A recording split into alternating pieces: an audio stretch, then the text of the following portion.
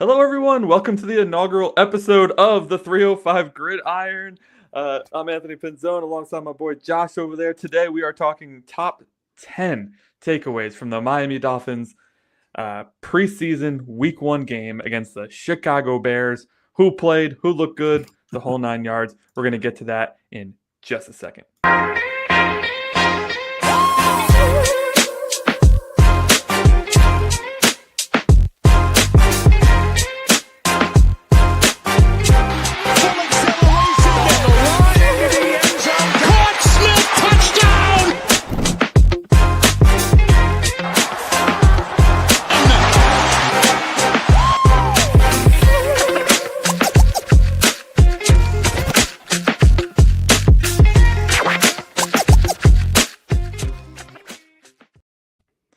All right, man. All right. Dolphins, Bears, preseason. That means the NFL is back. I'm so excited to be here with you today. Josh, we're talking Dolphins football yet again. It's been months since I've had a chance to do this. I am pumped to get back into it. Let's get it. Dude, I am so excited. As you said, this is our inaugural show. Not a person I would rather be doing this with. Really excited to get the 305 Gridiron off the ground, and really excited that Dolphins football is back. Can't believe it, dude. Can't believe it. Let's start, before we do our takeaways, let's start with what the heck we were expecting from this game anyways. I'll be honest, I never know what to go into these preseason games expecting, because we know that there's going to be lots of overreactions after the fact based on play calling and who dropped this and who didn't make this play. But we know that Mike McDaniels treats these games like practice, right? At this point, this is year 4 for him. So, I don't know what to go into them expecting. I guess I'm just looking to see good plays. Every play, I'm just is this a good play? Yeah, it's hard because I look at preseason like an extension of practice, not to use an extension of the run game yet again, right? like last season. But for me, preseason really is a moment to practice things that you cannot practice, in padded practices on your home turf during the week, or in joint practices. If you're getting, if you're playing a team, you obviously don't want to create injuries for either side. So, there are certain circumstances like goal line rushing, right? Or, a certain type of blocking scheme, or a certain type of extended run and play, or a certain type that I feel like these preseason games are made for, right? Which is the point of them, to get you ready for the game. And it's also a way for players that, they're auditioning, right? They're auditioning for other teams. And that's why I don't really focus on how the quality of the game past the first half of the second quarter, right? Because then you're getting third, fourth, fifth, sixth string, undrafted rookies out of Montana State, Polytech, California, whatever, right? And trying to either make a name for this team, or trying to audition and put some good film on for other teams or for practice squads. So it's tough, right? Yeah. Well, and I think this team and this regime has proven that they will take guys no matter what your draft status is. Once you're in the room, you're in the room. Yeah. And I think, a guy we're not probably going to talk a lot about in our top 10 takeaways, but I just want to give him a shout out. Derek McClendon is the 4th string left outside linebacker. How more niche do you get than that? He's a 4th string left. I mean, he had a fantastic game. He really put some good tape out there. Arguably one of the better performances on the team. Yeah. Right. I mean, if you look at the entirety of the stuff that he put on film, he arguably had the best game of anyone on that defense. Arguably, I'm not saying he did, but you can have a discussion where he made the impact plays. He put himself in favorable positions. He didn't miss any tackles. He made some key tackles for losses. It was really cool. It was awesome. Yeah, I mean, of course, people are going to say, well, he was going against backups. But, I mean, he can only go against the guys he's put in there to face. And he did what he needed to do. Maybe he'll get a chance to, play higher up now in the next game, ahead of Mohamed Kamara, for instance, who was invisible. I don't even know if he played in this game. Legitimately, I don't know if he played in this game. So let's get into our top 10 takeaways. No more wait, all right? Let's get into it. Number 10, and we got news on this today too, so it's even better. The backup running back position is down to 2 players, and after this game, call it an overreaction if you want. I think it's down to 1 player. I mean, going into this game, we had Jalen Wright as the RB2. Alexander Madison came in third as the RB3. And then rookie, I don't remember what round, at fifth round? Fifth, I think, yeah. Yeah, rookie fifth round pick, Ollie Gordon, who set records last year, or the previous year, but last year had a down year, falls to the fifth round of the draft. He comes in fourth, and he looks electric. His first play from scrimmage was a 21-yard scamper. Like, it's crazy. Against backups, right? And like, to truly understand that, it's like, yes, the defense is backups, but so is the line that he's running behind. This guy was not running, like, Dolphins starting offensive line isn't that good. Our third string offensive line are all going to be working at Wendy's by the end of this preseason. So like Publix or whatever. Yeah. Okay. So like, for him to come in and rip off a 21-yard run right off the bat, he caught my attention. Yeah, honestly, shout out to Alexander Madison, right? Hope he recovers well. That was tough to watch. I thought it was a stinger, like a neck stinger, when he went down on his shoulder, and I thought he might have pinched a nerve or something. But season-ending for neck context, injury. If you're Dolphins fans, Alexander Madison's out for the season with a neck. He had to have neck surgery after going head to head in the pile. And he was putting on a performance, dude. He really was. I mean, nothing to write home about. I mean, again, backups, context, everything, right? Sure. But he was putting some good stuff on film, and he was out carrying Jalen Wright, who I was a big fan of coming into this game. Now, I don't tend to overreact for preseasons, because to everything you alluded to, just right when the segment started, and plus so many more little things, little nuances about preseason. When a player struggles, I tend not to overreact, because again, it's not with starters. It's not they're running obscure random things that they're trying out to see if it works and see who's doing what, and they're plugging in players at various positions to see who can, from a backup standpoint, kind of fill in holes, right? Who can be a swing tackle if this person goes out? Who can play the center that's never done it before, but can he snap the ball? That kind of stuff. And I will say this: Ollie Gordon looked like the best running back on the field outside of HN for the 3 carries that he had, right? He's solid. But I think Ollie Gordon, and I came into this season, right? In the draft, I was stoked, right? Because if he had come out after the season that you were alluding to, not last season in college, but the season before, where he was the top running back in the nation, he probably would have gone in the top 15 picks in the draft, in my opinion. I mean, that's how good he was. And the fact that we got him in the 5th round after a down year, I mean, I'll tell you what, Jalen Wright should not be sleeping easy. And I'm a huge fan of Wright, right? I have him on my dynasty league for those fantasy football lovers out there.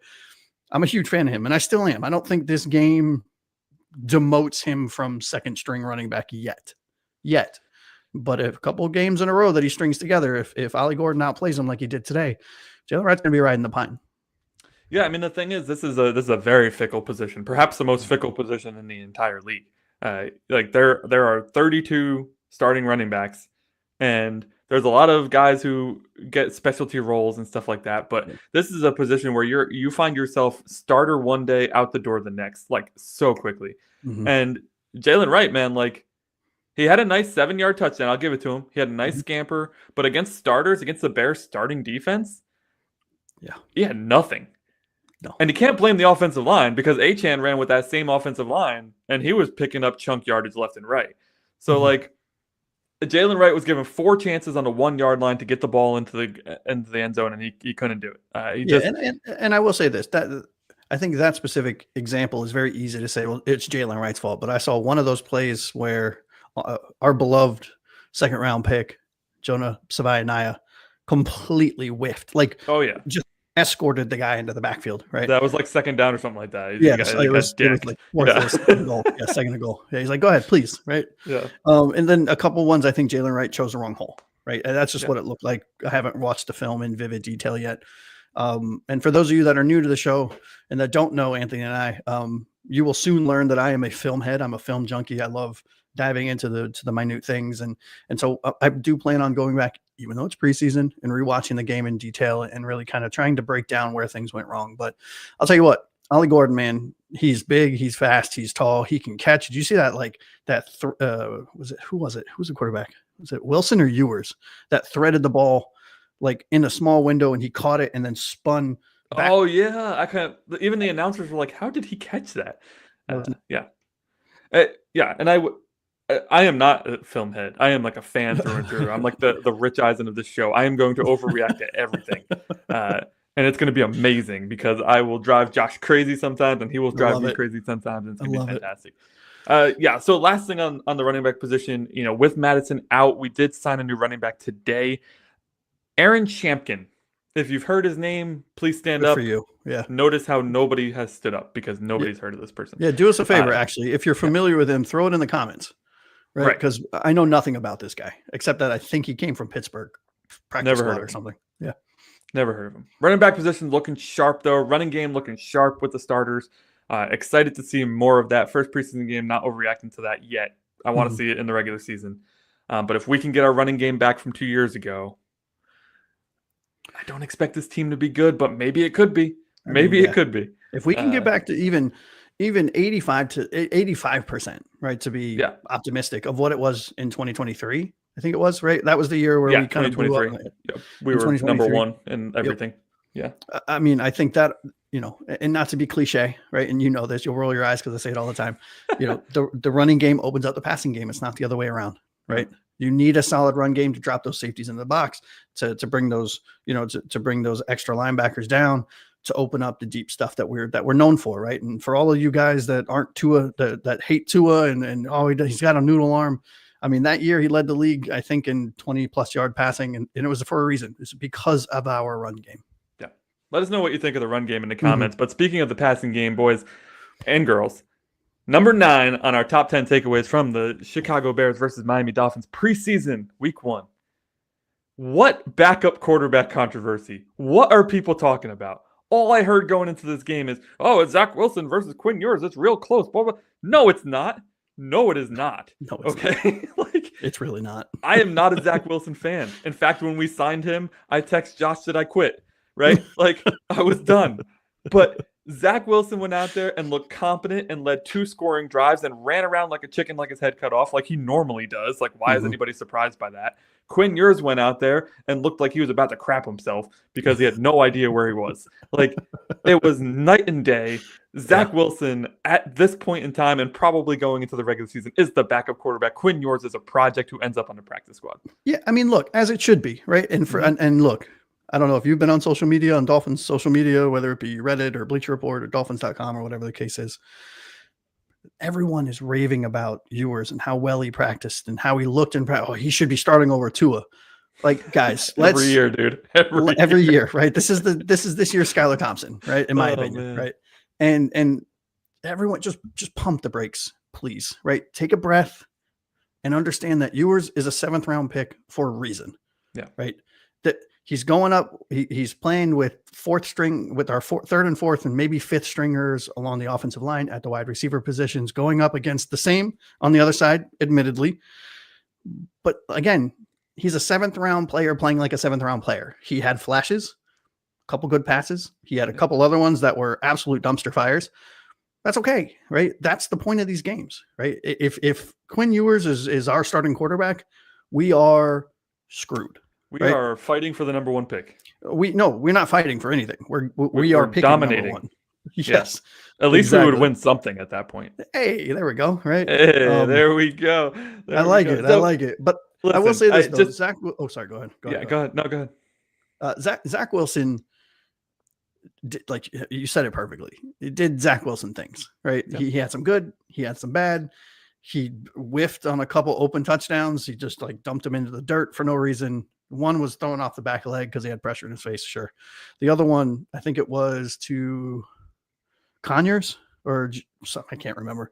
And just walk-in touchdown, right? And dunked it into the ground 4 yards in front of the guy. I mean, he was doing Jets things. Yeah.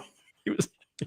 And those passes made no sense because they came after he threw absolute dots to Westbrook-Akine at one point for 36 yards.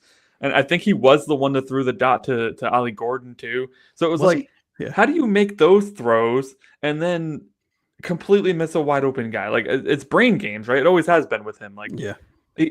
He was drafted too high. Everybody knows this. I think he was a 2nd round quarterback, which is still a really talented quarterback. Maybe. So he has a lot of skills. 2nd, 3rd round. That's still he was a day 2 pick. Yeah, if he should have been, right? which is still, he has a great arm. He shows amazing spin on the ball. Mm-hmm. Like, I text you at one point, I was like, well, Zach actually throws a nice ball, right? He does. He's got a cannon, dude. I mean, everyone, I don't care what you say about Zach. He's got a cannon on his arm, right? Like, if we lose Tua again, I still don't think we win any games because we got Zach. Not going to win. But it'll be a hell of a lot more entertaining than it was with Skylar Thompson and Mike White. Yeah, those Steelers guys. I just peeked into Steelers Reddit, and they're all like glazing Skylar Thompson because he threw 280 yards. He was like 21 or 27. I'm like, you clowns have no idea. Good luck, boys. Good luck. All right, that's the quarterback. I'm sure there's a lot of people that have something to say about this quarterback position. Mm-hmm. Please tell us. Please. What do you like about Zach Wilson? What do you like about Quinn Ewers? What do you like about some guy that you want us to pick up instead? Let us know. Number 8. Here we go. You ready? Mm-hmm. Because this one's a big one.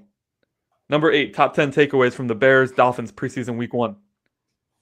Secondary blows, dude. We knew it was going to happen. We knew it. We knew it. This position is going to lose us games, bar none. Like, it's bad. Really bad. Yeah. Yeah, it's not a good situation. It's really not, right? I think when you look at this cornerback room and you look at the roster and you say, okay, who can we hang our hat on from that cornerback room to do something, right? Whether it's, Storm Duck's out, unfortunately, I think, right, with an injury, or am I making that up? Dude, I can't keep. I can't remember. Let's say he's healthy for now. Let's be different, okay? Let's say he's healthy. I mean, really, there were only two players in that entire room, and this was before some injuries, that I felt somewhat comfortable being in the starting role, and that was Jack Jones and Kader Kohou. Jack Jones, you get what you get with him. He's going to make amazing plays, and he's going to whiff on a couple. Right, that's his MO. Kader Kohou, I think, was making very good strides. But outside of that, man, I mean, there's some possibilities with some good stuff, right? With some of the rookies and some of the players in their second year that are coming back from injury that may or may not have had an interception in this game. And obviously Minkah Fitzpatrick in the safety room, but focusing more on corners. It's not something you want to, it's not the situation you want going into a game, right? It's really bad. It's really, really bad. And you better hope to God that your front seven shows up consistently and shows up big time. I mean, you look at the starting corners right now, it's Storm Duck and Kendall Sheffield, who's an unrestricted free agent from the Jets. Who's injured, I think. On the out. Okay, so let's assume he's healthy. I'm gonna be different. I'm gonna assume everybody's healthy. All right, and then Mike Hilton at nickel. Mike Hilton's okay, but he was on a Cincinnati Bengals defense that was truly awful, and they let him go. So what the heck does that say about him? Yeah, and Dante Trader Jr., who's one of our rookies that was taken in the I forgot what fifth round as well. Fifth round, out of Florida. I'm a big fan of his. Right, really, really. I think it was Florida. I think they have him lined up at safety right now, right? Oh, they do. Yeah. Yes, they do. Yes, you're right. So never mind. Forget. Jason Marshall is our the other guy. Yep, another 5th round pick. We have 3 5th-round picks. Yep. So Jason Marshall's the other guy who we're hoping takes, whatever, a position. No, I'd rather not. Right? Listen, I don't want to spend too much time dooming and glooming on this. I will say I like Storm Duck's sassiness. I like that he's got that dog in him. He's got an football name too. Let's be honest. He's got a top 10 name in football, which I think is the reason they're considering starting him on the outside. This is all gonna. I mean, this defense is going to rely on the front 7 and the back 2. Yep. Probably back 3 if we're being honest. Back 3 if Weaver is smart, which I think he is. He's playing a lot of 3 safeties back there, which I forget what the hell that formation is called, but you can remind me later. I'll have to look it up first. Yeah. So cornerback room, it is what we thought it was to break out a great Dennis Green. I love it. Quote. I love it. They are who we thought they were. Yeah, very much so. Probably worse. Probably worse than we thought they were, for being honest. All right. Let's dive into number 7 on our top 10 takeaways from the Bears and Dolphins preseason game, week 1, 2025. Our boys were digging in for some trench warfare, dude. Our defensive line. What? Yeah. What? And like, not just the starters, not just the starters, No. like the second strings, some of the third strings. I'm looking at you, Zeke Biggers out there. Oh, very much so. Yep. I mean, Jordan Phillips. Those two in the Yeah. middle were a problem. Dude. Nasty. Were a problem. Yeah. Right now, listen, the Bears did have that kid out of Rutgers who I really liked. Who I hope we took the running back Kyle Monangai. Yeah. Ran us over, bro. Absolutely, he's so good. But other than that, I thought like defensive tackle position, especially, played amazing. We're set. We're set for the next decade with these guys, with our defensive tackles. If I'm being honest, I mean between Sealer, Benito Jones, balled out. Right, Zeke Biggers, Jordan Phillips, Kenneth Grant, our prized first-round draft pick, who I'm very excited about. Yeah. I mean, and that's just talking about yes, trenches, right? But I always put linebackers into that same category. We can open the discussion to them should you choose to. But looking exclusively at the defensive line, I mean, they were everywhere. They were doing everything you could possibly need them to do, and then some. And it was it was a breath of fresh air, right? Because you knew no matter who was there, they were going to make a play, and they did. And it was awesome. Yeah. And I mean, the stat line doesn't do it justice. They got 3 sacks, right? I mean, but they were back there the entire day. I mean, they had 6 quarterback hits, right? 5 tackles for loss, 3 sacks. They deflected 9 passes. One of which was an interception. Yep. Right. Terrorizing the opposing quarterback. And I will say, I was happy to see it because it's a learning lesson. Kenneth Grant got put on his butt a couple times. He did. I bet welcome to the NFL moments. I bet you he did not expect that. He didn't. But I will say this though, and we'll get to it later when we talk about some of the rookie kind of highlights and things that we liked. But I mean, he got put on his butt a couple times, but he looked overall amazing first round pick, but man, he had a welcome to the NFL moment because it was like against Chicago's like second string too. Like the guard just took him. The guard just took him. That was one of those things where you're like, okay, we're just gonna move on. We're gonna move on. Skip that one. We'll cut that tape right there. Cut out. Let's go. But Benito Jones, man. I mean, for as much as Kenneth Grant is my I'm fantasizing about him on game days, right? Benito Jones is making a case to start next to Sealer, if I'm being completely candid. I don't think it'll happen. They played all 3. The starting 3 was Benito and Grant and Sealer. Yep. And, I don't know, man. Because I could see, depending on the matchup, they might want to go bigger, so they might go Zeke. Yeah. They might go Jordan Phillips in short yard positions, which they did. But Benito Jones, man, that man played a hell of a game. He really did. I got to give it to Matt Dickerson, too. Matt Dickerson had some nice plays in there. Yep. I think he's more of a practice squad guy potentially, but maybe a depth. I mean, defensive linemen get hurt almost as often as offensive linemen. He'll come and he'll play some for us this year. And Grayson Murphy, dude. Yeah. Murphy with a nice sack. He was everywhere. He was everywhere. You guys don't have to know these people's whole life story. Just know the names. Matt Dickerson, Grayson Murphy. They're guys playing for back of the roster positions there, but they put up some tape today. Yesterday. So flip-flopping, dude. Number 6, we're going to the O-line. Okay, cool. Number 6, top 10 takeaways from the Bears Dolphins preseason week 1. Oh, bro, our depth, the depth on the O-line is terrifying, which is not unusual for us. 2 years ago when we had the good offensive line, you lost one of those guys and you were going downhill. It's the same story right now. Yeah, our starters are, I still think to this day, one of the better offensive line starting units that we've had over the last maybe decade, right? Yeah, people are sleeping on them. I think they'll be real good. Yeah, I do too.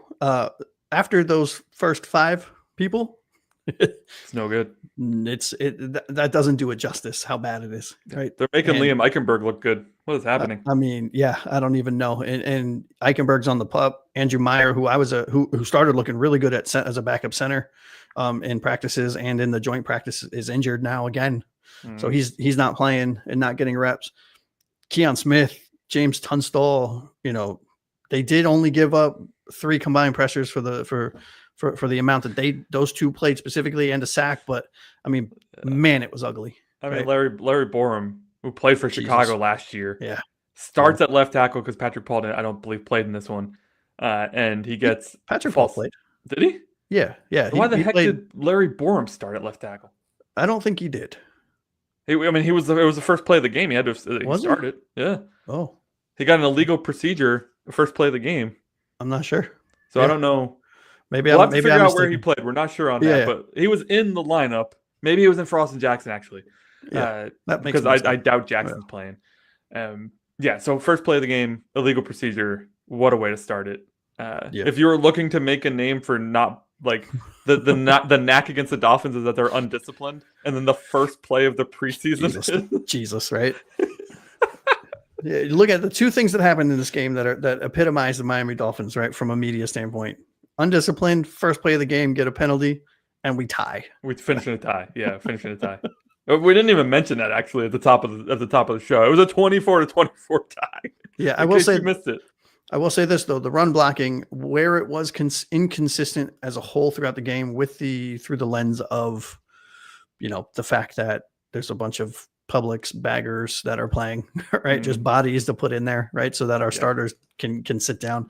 We averaged 3.2 yards a carry, right? With very vanilla gameplay calling outside of the first maybe 2 series where Mike McDaniel threw in like a real cool trick play that I really, really was a big fan of.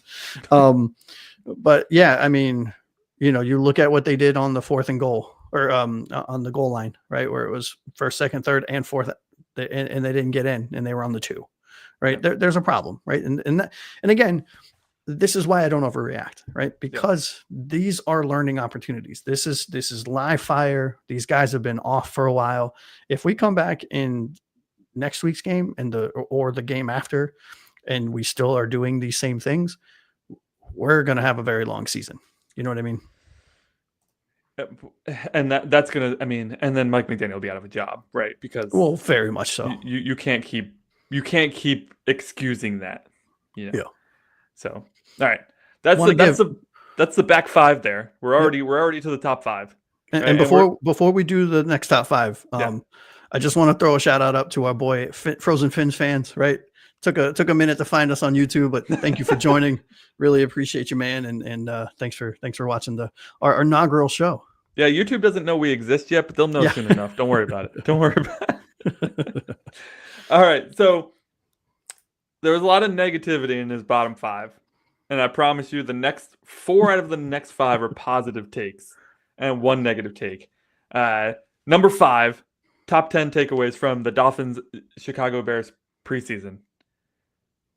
We have ourselves a wide receiver 3, 4, and 5 locked down. Malik Washington, Taj Washington, Nick Westbrook-Ikhine. They were very clearly above the rest of the receivers on the roster. They made play after play after play. Malik was targeted like 6 times in a row to start the game. Really got in there. And he played kick return. Like they were getting him involved. It was great to see Taj Washington. We drafted him last year and he got hurt before preseason even started. So we didn't really get a chance to see him. And then we grabbed Nick Westbrook-Ikhine from the Titans. Finally, we have a big body receiver that the Dolphins have been looking for and makes a beautiful catch down the field from Zach Wilson. And I mentioned it before, 36 yards. He had a few other plays too, which looked real nice. I feel good about the receiver core, man. I really do. Yeah. I mean, there's no question right now. Our top 5 is solid, right? Yeah. I mean, across the board, going into the season, we knew wide receiver room was going to be, one of, if not the better positions on this team, right? Because of the talent we have in Hill and Waddle and now in Malik Washington and now Westbrook-Ikhine and Taj Washington. But I was most excited to see, because of our starting 2 in Hill and Waddle not playing and still recovering and getting their bodies right. I was excited to see how Malik Washington would handle wide receiver 1 kind of reps and how Taj was going to come back from injury, right? Because you never know how a player, especially one that's on the smaller side, twitchy and stuff like that, how they're going to handle coming back from that injury. Mm-hmm. And he was everything as advertised. I was excited about him coming out of USC last year. It was a bummer to see him get injured, but he was twitchy. He was initiating contact, which I love to see, because especially when a smaller player, but a player in general coming back from injury, tend to, in some cases, I guess I shouldn't say tend to, in some cases, kind of shy away right? For whether it's subconscious or whatever, shy away from, they definitely do. Yeah. You know, from contact because they don't want to get injured again. And he was running the ball. He was blocking and everything. And I'll tell you what, Nick Westbrook-Akine, you were right when you and I were talking about this. He's everything you wanted him to be, and that this offense needed. We said this in so many of our conversations, Anthony, and I know you'll roll your eyes at this when I say, because I say it every single time you and I talk. Our wide receiver room is like a Ferrari in a snowstorm, right? We're small, fast, with an insane amount of horsepower. Yeah. We don't have the lifted the F-150 with mudding tires that you need in some cases. Yeah. And Nick Westbrook-Akine, where he's not, a Hemi, he's tall, he's fast, and he's that guy that can take contact without losing momentum. And it was really cool to watch him do that, right? Even with the, I should say, subpar backup quarterback play. Listen, and there was only 15 completed passes, right? And 4 of them went to Malik, 3 of them went to Taj. Taj actually led the team, 3 for 53 on just 4 targets. Nick Westbrook-Akine actually only had that 1 target. I thought he had more, but for 35 yards. Yeah, it's hard to keep track of all the new numbers floating around out there. Yep. But I said this to you in a text message probably a few weeks ago when we were panicking about trading Jonnu, and I said, we don't need Jonnu because Nick Westbrook-Akine is Jonnu, right? Correct. Like, it is a taller, more athletic version of him. Mm-hmm. And if this first preseason game didn't prove it, not a single tight end had a catch in this game. Are you serious? I didn't see that. I didn't. Nobody. Put that together. That is horrible. So Julian Hill had a target that bounced to him. Tanner Connor had a single target that bounced to him, and that was it. That was it for the tight end position. So 2 targets, no catches. I know that Darren Waller's not here yet. He's been out of football for a year, so it would be crazy to think that he'd be ready to go into preseason. He may not be ready to go for the regular season. He's getting back into football shape, but I just don't think that Mike McDaniels cares. No. Because Nick can fill that role, right? And I'm worried more about the tight end from a blocking perspective, but that's neither here nor there. We're talking wide receiver. I just think Nick Westbrook-Akine was the perfect addition, and I don't expect him to have a blow-up year like he did last year. I know Titans fans are like, yeah, whatever, he had 1 good season. And I totally get that. He is not a superstar. For sure. Well, that 1 good season was 9 touchdowns, and I'll take half of that from him, right? Exactly. Yeah. Give me a guy in the end zone who can go up and get it, right? Like, I love Tyreek. I love Jalen Waddle. But if they can't fake their guy out in the end zone, then they're useless. They're cooked. Yep. They're 5'9" and 5'10". They're not out jumping a lot of people. What is Westbrook-Akine? Is he like 6'3"? I feel like he's in that 6'2" sweet spot that we were talking about. Yeah, 6'2", 211. Yeah, okay. Which is the sweet spot for receivers. We had a whole discussion on that. Yes, we did. Yeah. And then So wide receiver, feeling really good about it. There was an Easy E sighting. He's still terrible, bro. He's horrible. He's garbage. I don't know if he's going to make this team, but there's no other wide receivers. Really. We do need a water boy. We do. Or a backup water boy. I mean, the only thing going for him is that he's competing against Andrew Armstrong, Theo Weiss, Tariq Black, and AJ Henning. Like, it's the who's who of nobodies. Well, that's the only thing he's got going for him. I still will die on this hill. He's got dirt on someone in that building. Yeah. Because the fact that he's still around, I don't understand it. He made a nice catch too, but watching him is so painful. Quinn Ewers, to his credit, threw an absolute perfect dime down the sideline to where Eazy-E should have been. But where was he instead? Playing patty cake with the corner because he couldn't release off the damn corner. I'm like, what is happening right now? You're a big physical receiver and you can't get off a corner? Yeah, it's, when you're advertised as the strongest wide receiver in the room last year and the year before, and you're getting boxed up and pressed and driven into the ground by a 3rd string cornerback from Chicago. Yeah. I'm sorry, dude.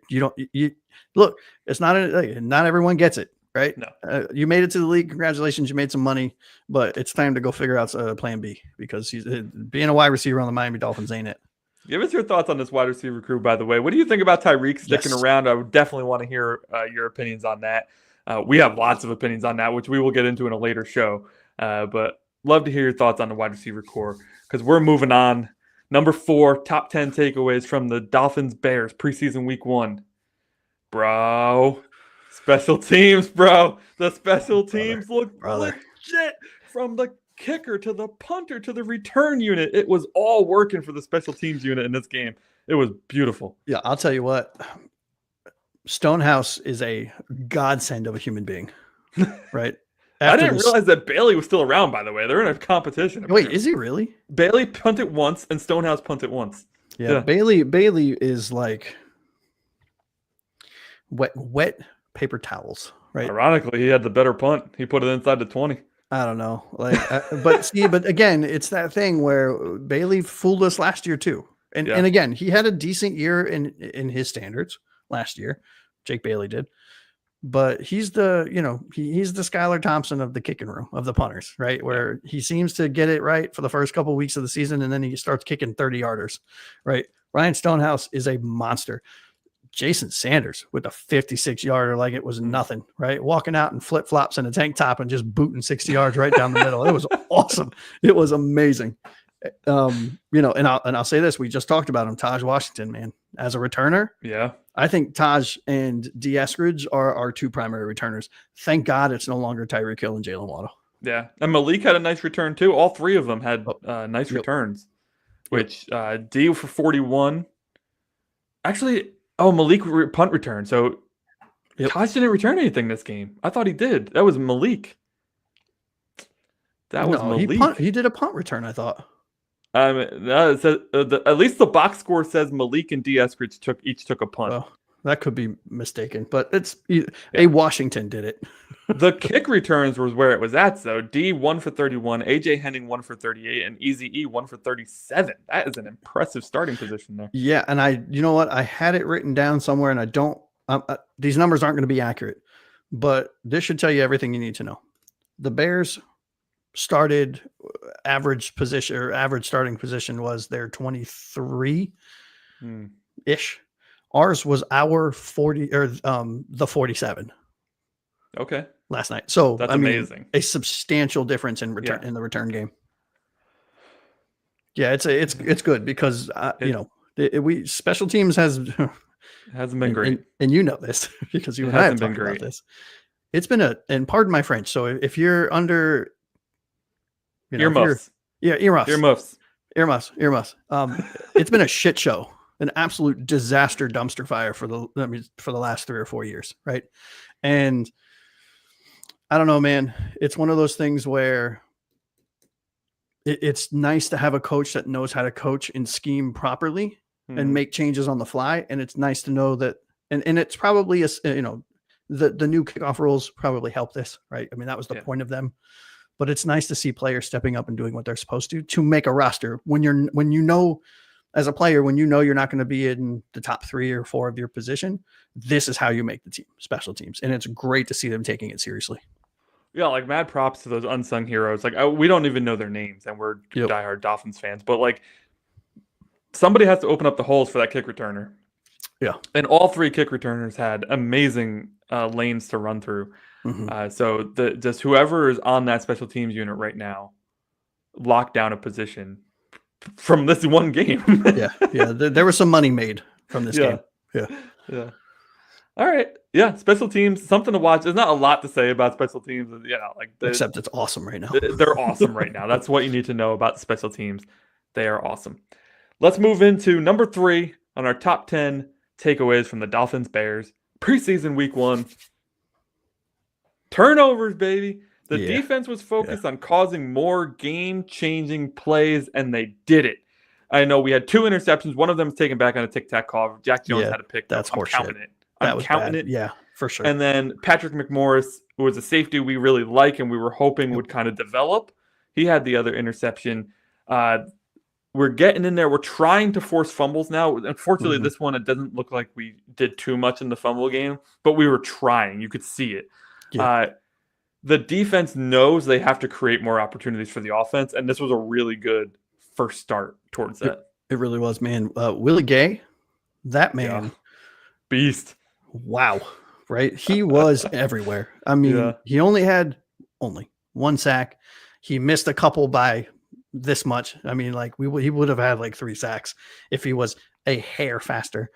2 quarterback pressures, right? From one person. right? And then you talked about some of the other turnovers. What I liked most was you saw practice translate to real game footage, right? Yeah. You saw if you go on social media or you go to the Miami Dolphins website and you look at the highlights from practice, there's so many drills of our secondary and our linebackers where they're, the coach is holding up a pad and it's got some arms and they're coming from the side and they're working on that kind of punching motion where they're sweeping across the chest where the arms are to either disrupt the pass, knock it out, cause a fumble, whatever the case is. Yeah. You actively saw players doing that. I mean, I went back and watched some highlights and slowed it down on YouTube, reduced the speed, and you could see it.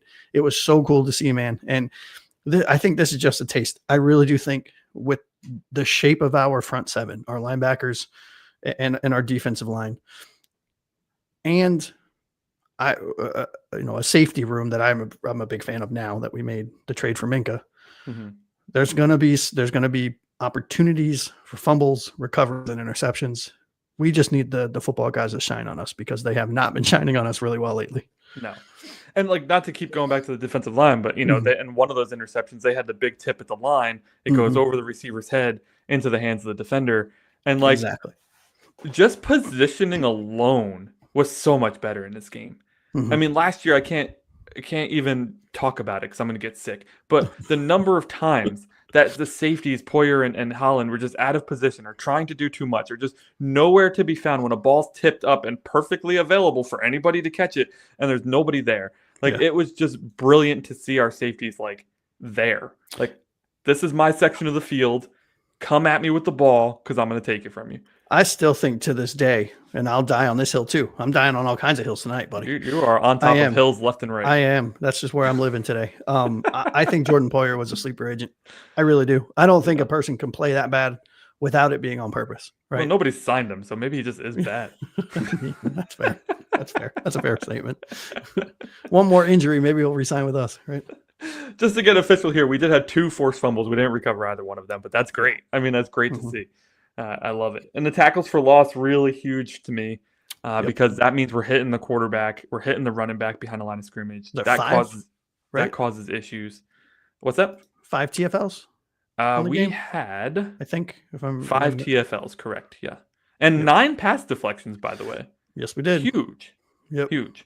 So amazing first performance by a unit that we need to see more turnovers from. I feel like they weren't terrible last year, but they were just kind of there. They were reactionary. There was no proactive play from the defense. It was all just living by the last string that they could hold on to, and hopefully one of the defensive linemen gets to the quarterback, because if he doesn't, a corner's out there getting burnt somewhere. So it's bad, dude. Yeah. That's going to be the same case this year, but maybe the safeties and defensive linemen can make up for it. Well, I think this defensive line, and I know we lost players like Calais Campbell, right, who was which is huge, a massive loss for this defensive line. And then the year before we lost Wilkins, and I understand that, right? But I think this is, and I know I'm going to get killed for this. I think this is one of, if not the best defensive line we've had in the Mike McDaniel era, right? I think it's wrong. I don't think it's wrong. I've gotten into quite a few, shall I say, heated discussions with some of the fans out there about this very topic when I've said that, and they're like, no, you're crazy. Look at the line we had last year. Look at the players we lost. I'm like, yeah, okay, I get it. Right. Yeah. I get it. Sealer's our number one. Sealer's a monster, right? He's back-to-back 11 plus sacks, right? Which is awesome. Big props to him for getting paid, by the way. We kept saying we're hoping he gets paid, but he got paid. So. Thank you, sweet baby Jesus, that we re-upped him. And the deal is, I mean, it's a lot of money. I don't want to say it's team friendly, but it's pretty damn team friendly, right? All things considered. There's some guys that just don't want the noise. They're like, they come to him with an offer. They're like, thank you very much. I appreciate it. Let's go. And that's it. And I feel like Steeler's one of them guys. Yep. And also shout out to him wearing the teal cowboy hat when he was signing. It's not my preferred look, but I know you were loving it. I'm a cowboy hat, cowboy boots kind of guy. And I am who I am. I am who I am, and I won't apologize for it. Right? Definitely. You're wearing a teal cowboy hat. You're coming on here. Halloween teal cowboy hat. Let's go. I wear it every Tuesday. Let's be honest. All right. Let us know what you think of the the defensive improvements in the turnover game was a huge one for us. That's number 3. We're diving into number 2. It's the only negative one in the top 5. Yeah. Right. Number 2, top 10 takeaways from Bears, Dolphins, and it's a big one. The power struggle continues. We cannot pick up 1 yard to save our lives. It doesn't matter. We fix the offensive line. We sign a power back. We do all these things. I hit my mic. I'm sorry. And we still can't pick up a single freaking yard when we need to, when it matters most. Now, I will give Mike McDaniel credit. He kept hammering at it. And maybe some fans don't like that, but I don't care. We needed to do it. He did not take the field goal. He did not take the punt. He just said, no, go out there and pick up the freaking 1 yard and just get it done. And eventually we did, right? Yeah. It took a lot of pain and a lot of missed opportunities, but eventually we did. So big shout out to Mike on that. I've been very critical of him. I know this is our first show on this podcast. In other podcasts, I've been very critical of him. But I thought that was the right move. Yeah, honestly, I don't want to overreact on this, right? Because I understand that, this is preseason. There are a lot of new moving pieces. We have, 2 to 3, depending on who's playing, new players on the offensive line. We have a rookie left guard who we are all a big fan of. We have running backs that are, rookies in this league, and Ollie Gordon. We have second-year running backs that didn't get a lot of playing time last year. I mean, there's a lot of moving pieces here. And again, this is an extension of practice, right? This is, you could tell this was Mike McDaniel purposely not switching to a pass rollout, play action, dump off to a tight end kind of thing. This was, we're going to do this until we get it. And if we don't get it, they're on the 1 yard line. Like, it is what it is. It's preseason. We have no skin in this game. Right. And it was cool. To your point, it was awesome to see Mike McDaniel not doing the bubble screens, not doing the rushing to the edge, try to speed rush it when Ollie Gordon and Jalen Wright are fast dudes. I mean, Jalen Wright ran like a 4.38 or something in the combine at 2, whatever he is. Right. Yeah. But no, he was like, nope, we're gonna run it out. This is what we're doing. I'm telling you guys right now, we're running at the nose tackle. We're gonna do it 4 times in a row. Figure it out. And they did, right? They figured it, as in the defense, Chicago's defense figured it out, right? Yeah. Kept us out of the end zone. But as the game went on, you saw it. Ollie Gordon got on the end zone on a second and whatever, right, in the red zone. Jalen Wright got in the end zone before that, second and whatever in the red zone. Alexander Madison. Yep, Alexander Madison. So it was working, right? And they were working on things. You could see them talking on the sidelines. This is what you want in the you don't want to be doing this in the regular season, right? Now's the time to do it. So I'm not going to overreact yet. No, but I will say is that we got rid of the stupid screens and we went back to the real simple, I don't know what it's called. It's like half of a diamond almost, where the running back just runs out to the left and then cuts over the middle of the field. And we did that several times. It's Texas route. Okay, with Texas route. We did that several times with a lot of success, and it was so much better than a stupid screenplay. Like, yes, it was. Fundamentals, dude. That's such a fundamental play, and on a play like that, especially, right, to your point, because even if he gets tackled right away, you didn't just lose 3 yards. You gained 3 yards. Yeah, exactly. Yeah. So listen, like you said, let's not overreact. Although maybe we are here to overreact. Game 2, I'm overreacting. Well, let's let the fans tell us. Right. Tell us. I'm telling you, though, if it happens again next week, I'm coming on here yelling. All right. It's happening. Just get ready. Put your earmuffs on. Yeah. Let us know. Let us know in the comments. Should we be overreacting to this? Right. You guys tell us. Last one. Number one takeaway. Bears, Dolphins, preseason week 1. This should be no surprise. The rookies, bro. Rookies on rookies on rookies. We had lots of draft picks this year. We kept talking about it, and the rookies performed. We talked a little bit about Zeke Biggers and Jordan Phillips and Kenneth Grant, all defensive tackles in the middle of the line. We got Jonah Savanea. Didn't have a great game, but he still got out there and he got some solid reps. And then we just got guys who were just out there, just trying to make a name for themselves, right? Yeah. Theo Weiss at wide receiver is undrafted free agent. Eugene Asante, BJ Adams, who got burnt for a touchdown, so maybe don't bring his name up. But Ollie Gordon, Jason Marshall. Yeah. And I'm still counting Taj and Patrick McMorris as rookie-ish. Well, they missed their rookie season, so they're kind of rookies, yeah. Right. So when I was looking at rookies that made an impact, those two fell into my list because yes, they're second year players, but they're first year on the field. I mean, even if we mention nobody else but Ollie Gordon, he could stand up and represent the entire rookie class on having a good day, right? Agreed. He had 1 catch for 39 yards. He had 8 carries for 33 yards with a touchdown, including a 21-yard scamper.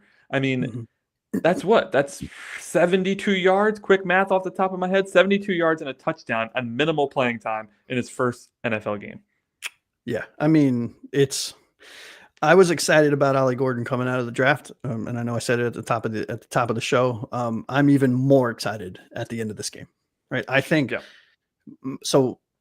When we were talking with our friends, and we were on the other podcast, and we were going over the rookie class. Which Taylor's in here, by the way. Shout out, Taylor. He is Taylor. Oh, he is. I didn't see him in there. Shout out, bud. Oh, there he is. What's up, buddy? We talked about it at length, right? Where we were very high on Ollie Gordon, where there was a chance early on in the season he could take that wide receiver, that RB2 spot. And I mean, I left this game thinking Jalen Wright better start. I didn't think it was going to be this close, this fast. I didn't either. I really didn't.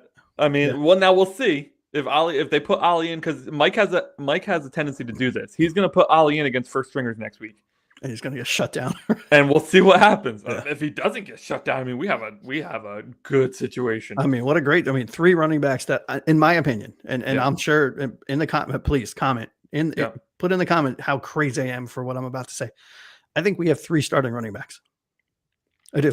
I'm not there with Jalen Wright, but I think if Ollie does well against ones, like if he plays ones next week, I'm feeling good about it. If he rips off another 50 yards or 40 yards, depending on how much playing time he gets, like, I'm feeling really good about that. And I mean, we play the Lions next week.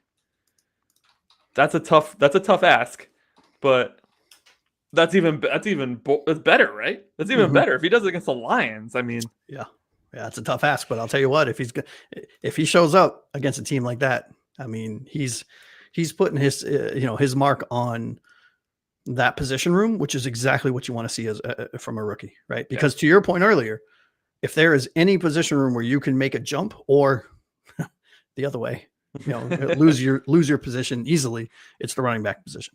Yeah. Quick question for you. I know we just rounded out the top 10. Top 10. I'm curious to hear. So there's only 3 preseason games, unless I am crazy and misremembering. Right? Only 3. Do you want to see any starters next game? No, not really. Yeah, I don't. I mean, because there's 90 players. I gotta say, man, this time of year, there's 90 players on the team. I legitimately don't know who a third of the players are that are out there on the field. Like, let those guys go out there and fight for their life before they get shipped off to the UFL or XFL or whatever it's called now. Yep. And let the starters just rest. They got 3 weeks to rest, get their bodies right. And we're just such an injured team all the time. Because to your point, Ferrari in a snowstorm, it gets banged up pretty freaking quickly. It really does. Yeah. What about rookies? Would you like to see Savanaya? Yeah, I'll put the rookies out there for sure. Yeah, they haven't earned a starting spot yet, in my opinion. Okay. You don't just come in as because you're a first round pick and get a starting spot. Like you said, Benito Jones is playing. Yeah, I will say I think Jonah's starting for sure. Probably, but you can't give it to him. You got to keep that. You got to keep that. Of course, keep that going. But Kenneth Grant for sure needs to play because Benito outplayed him. He did. And Sealer, we know what we got.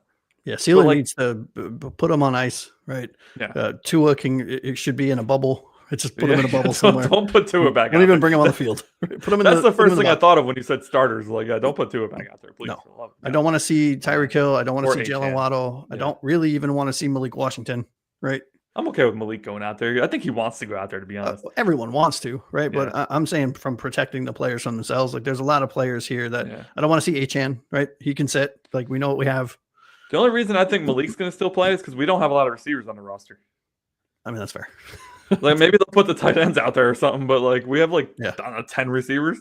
I would like to see Conyers play a lot more, unless he's injured, or maybe that's why he didn't play. Right? I was a big fan of him being an undrafted free agent. I mean, he's not even on the depth chart, dude. I don't know what happened to him. Wait, really? Yeah. Okay. Well, I know who he is, and I know we signed him, but he ain't even on his depth chart, so I don't know what happened to him. Well, unless he got injured, maybe. Maybe, yeah. Like, where's Pharaoh Brown at too? Like, I want to see the tight ends. Period. Can a tight end make a catch next week? Jeez, unbelievable, unreal. Conyers is out for the year. Okay, that answers that. Thank you, Taylor, for the. There it is. Hold on, there it is. Put it up there. Boom. Conyers is out for the year. All right, at least somebody knows what they're talking about around here. Jesus Christ. Awesome. Okay. Yeah, so that was our top 10 takeaways from Bears versus Dolphins, the first preseason game of the 2025 season. Next week on Saturday, August 16th, we take on the Detroit Lions in Detroit, by the way. Again, at 1 p.m. kickoff. We will be back on Monday to do reactions to that show, but you will get to see us before then, because on Thursday, for all of you who are just coming back to the NFL because you're big baseball fans or you just don't care about the NFL in the offseason, next week, we're going to do a recap of what happened this offseason. We're going to talk you through it. Sit down. It'll be gentle. We'll tell you who we picked up in the draft, who we picked up in free agency, what kind of trades we made. Tua still sucks or doesn't still suck. We'll tell you that too. We'll give you all that information on Thursday. It's going to be a real light, easy kind of just sit back. Let's chat football. Yeah, maybe 30 minutes, 45 minutes. We're just going to give you the recap of what happened to this team while you've been away, while you've been on vacation, whatever the heck you were doing from. We were probably eliminated in December. I don't remember. Whatever you've been doing for the last 8 months. All right. Yeah. We'll give you a recap because we know not everybody's like us. Not everybody's like just watching the NFL draft, sitting there 3 nights watching the NFL draft like a delinquent. Like no, with like Post-its and like sheets all over the place. Yeah, especially if you live in the 305. Like we live up north, we got nothing better to do. The people in Miami, they got so many better things to do. Yeah, someone that lives in Connecticut now, but is originally from Miami, I can attest. Yeah, there's slightly different things to do. Absolutely. So. We will see you all on Thursday. Please let us know in the comments what you thought of our show. What can we improve? Let us know. We will implement it. It's your show, boys and girls. We're just here for the ride. We're here to be fans. We're here to enjoy the conversation. So let us know what's going on in the comments. Let us know what you think about our top 10 takeaways from the Bears and the Dolphins preseason week 1. We will see you on Thursday. We're going to recap the offseason. Take care.